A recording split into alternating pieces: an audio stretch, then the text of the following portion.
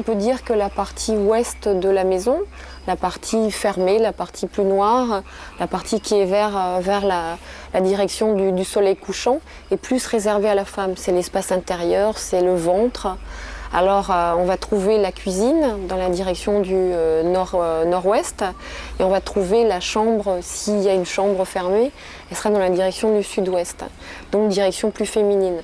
La cuisine, la préparation des aliments, le coffre, le lieu fermé.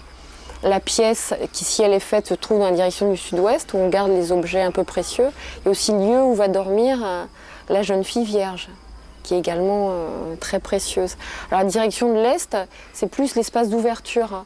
C'est l'espace de la porte et les hommes vont souvent se trouver plus près de la porte pour partir, pour aller travailler. C'est plutôt le coin de la terrasse où on va recevoir les gens qui viennent de l'extérieur. Donc espace plus ouvert, l'homme, ouvert vers l'extérieur et l'espace plus fermé, clos, préparation des aliments, vers l'ouest, la femme.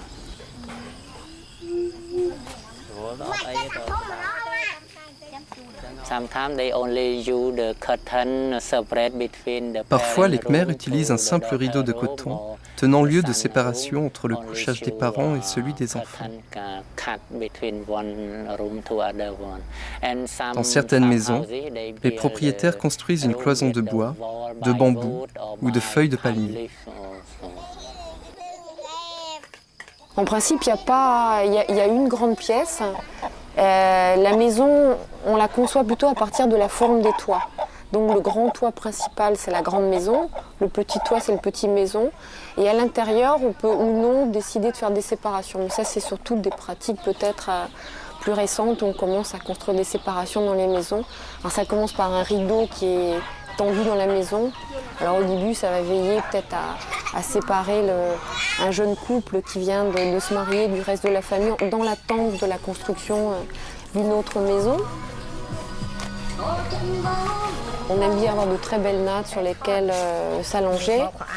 Le confort dans la maison, c'est pas très important. Surtout de montrer à l'extérieur son statut, son prestige par des éléments de décoration architecturaux qu'on voit de l'extérieur. L'intérieur n'est pas tellement aménagé, l'intérieur est plutôt sombre.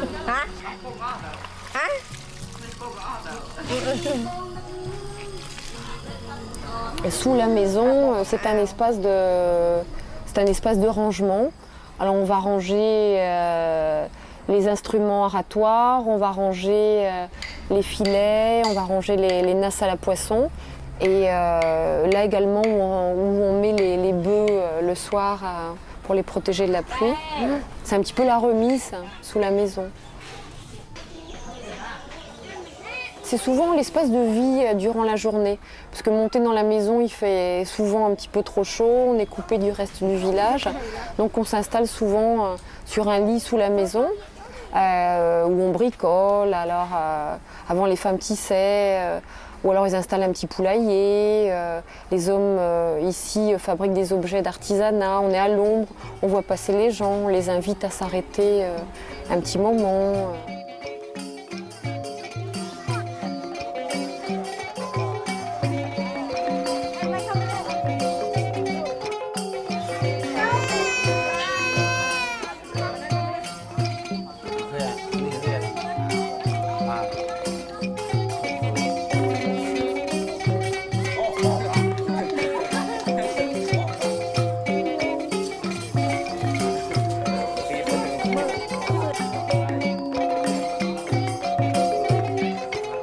On prend un soin très particulier à balayer sous la maison et autour de la maison, mais pas à plus de 2-3 mètres.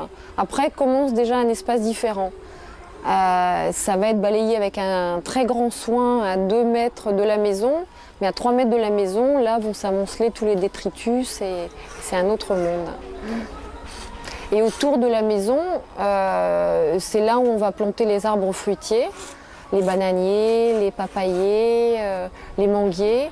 On va faire un petit espace potager pour avoir tous les condiments qui rentrent dans la préparation des mets de tous les jours. À partir du moment où on quitte la maison, s'ouvre déjà un nouvel espace. C'est une autre unité, une autre maison. Alors le village On ne peut pas dire que ce soit un village avec un centre du village, avec des corporations de métiers, avec des rues.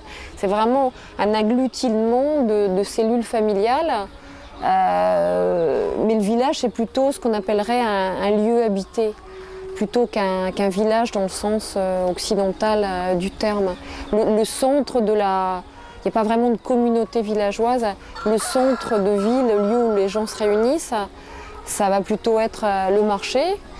Ça va être le marché à la ville ou le marché dans le village, ou la pagode à l'occasion de fêtes, ou alors le centre de la maison. On va de maison en maison pour se rencontrer. Il n'y a pas un centre du village.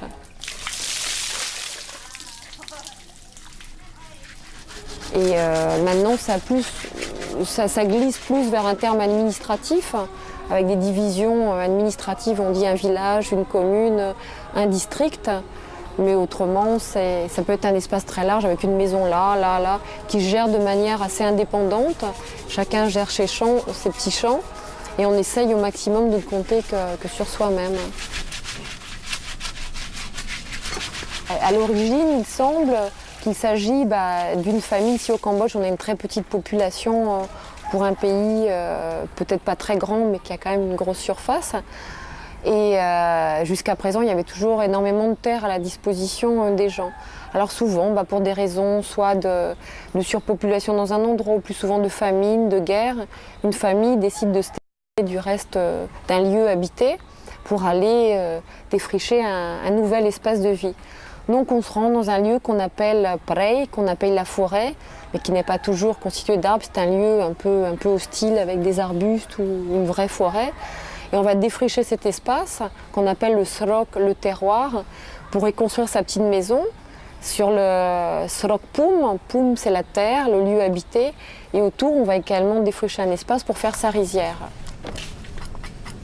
Alors on vit bien, on prospère, on fait des enfants. Les enfants construisent leur maison à côté de la maison des parents. Et là on assiste à un embryon de ce qu'on appelle nous village, qui devient un terroir, un lieu habité. Les défricheurs du village meurent, et pour garder leurs souvenirs, on va construire une petite maison en hauteur et qu'on va dédier un petit peu à la mémoire de ces premiers ancêtres défricheurs qui deviennent les divinités protectrices du lieu, des Neakta. Alors dans chaque terroir, enfin c'est des terroirs anciens, il y a un Neakta qui surveille un terroir, mais ils ont une hiérarchie un petit peu à l'égal de la hiérarchie administrative, où il y a des petits Neakta qui contrôlent des tout petits espaces, des plus grands Neakta génie foncier qui contrôlent un espace plus grand. Mais il y a également des Neakta qui sont, ici mettons sur le site d'Angkor, on va trouver les restes d'une statue ou un morceau de pierre qui, comme cette statue a été sacralisée dans un temps très ancien, est toujours chargée d'une énergie. Donc on va dire qu'il y a une divinité à l'intérieur et on va lui monter un petit autel, on va dire que c'est un Neakta.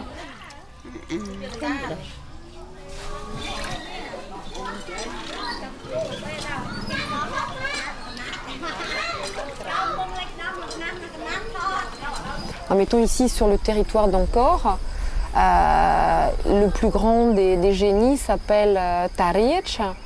Il est représenté il est incarné dans une statue de Vishnu qui se trouve dans le temple d'Angkor Wat. C'est lui le plus grand des génies d'Angkor.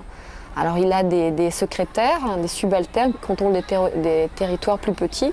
Ici, le génie du lieu s'appelle Tasvai.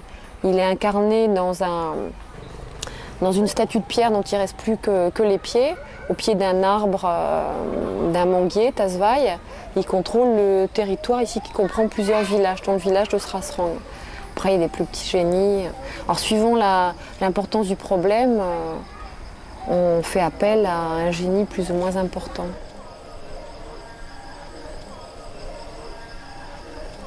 Pour les Khmers, le pays dans sa dimension physique se dit Tog des Khmers, un pays fait d'eau et de terre dans lequel un panthéon de divinités hiérarchisées régisse la vie spirituelle et religieuse de ce peuple. Les Khmers sont majoritairement bouddhistes. Ainsi, en priant à la pagode, ils espèrent à long terme se délivrer du cycle des réincarnations. En priant également les Neakta, ils s'assurent que les cultures seront bonnes. Ils tentent d'attirer la protection des génies sur leur famille. Même dans la vie quotidienne, la frontière entre le monde des hommes et celui des esprits surnaturels est très perméable. Ainsi la maison, lieu d'habitation de la famille, se charge d'une dimension sacrée puisqu'elle est la demeure d'esprits domestiques. De plus, chaque Khmer se doit d'honorer les génies fonciers et les ancêtres au-dessus desquels il a fait construire sa maison, afin de perpétuer des conditions assurant le bonheur de toute sa famille. L'espace évolue, le temps évolue, la société évolue, donc c'est normal que tout se passe dans cette direction, mais ce que je regrette, c'est qu'on passe trop vite sans pourtant pouvoir conserver l'identité de la société cambodgienne.